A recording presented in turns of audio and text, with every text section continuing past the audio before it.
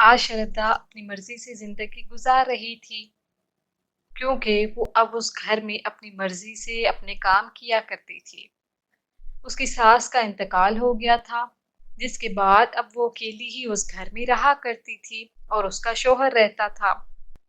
वो इस बात से खुश नहीं थी कि उसकी सास का इंतकाल हो गया है, मगर वो मुतमईन जरूर थी, क्योंकि उसकी सास हर वक्त उससे लड़ती रहा करती थी और उसके कामों में नुक्स निकालती रहती थी। वो कुछ भी पका लेती, वो उसको खराब ही कहा करती थी। इसलिए अब वो सुकून से जिंदगी गुजारना चाह रही थी। कुछ दिन तो उसके खुशी के गुजरे थे, मगर अब अचानक एक रात उसको ख्वाब में उसकी सास नजर आई, जो कि उसको कह रही थी, तुमने मुझे मारा है ना, अब देखना मैं तुमसे बदला लूंगी। और श्रद्धा डर कर उठ गई और उसका शौहर भी उठ गया कि न जाने श्रद्धा को क्या हो गया है। श्रद्धा चीख रही थी कि मुझे बचाओ, मैंने नहीं मारा। उसका शौहर उसे कहता है, अरे अरे, क्या हो गया, पागल हो गई हो, क्या देख लिया ख्वाब में। श्रद्धा चुप कर जाती है। अब वो क्या बताती कि उसने उसकी माँ को देखा था ख्वाब में और वो उसे कह रही थी कि वो उसको भी मार देगी। श्रद्धा चुपचाप वापस लेट जाती है और उसका शौहर भी सो जाता है। श्रद्धा बहुत डर गई थी, उसको नींद नहीं आ रही थी। कुछ दिन ऐसे ही होता रहा। अब उसकी सास रोजाना उसके ख्वाब में आ जाती थी और वो रोजाना इसी तरह डर जाती थी। एक दिन उसका शौहर उसको डॉक्टर के पास ले गया, तो डॉक्टर ने उसको कहा कि इसको कोई मसला नहीं है और सिर्फ दवा लिख कर दे।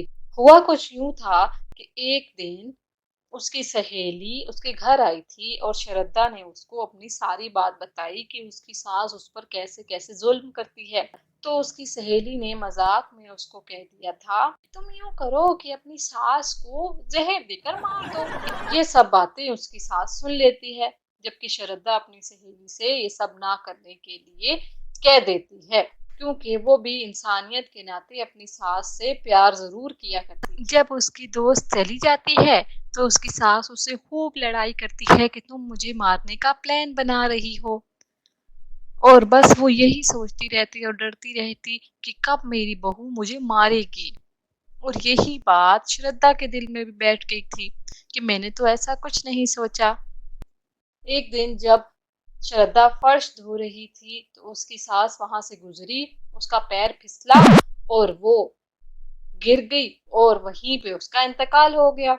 अब श्रद्धा डर गई कि न जाने मेरे साथ क्या होगा, मेरे फर्श धोने की वजह से ही तो ये फौत हो गई है।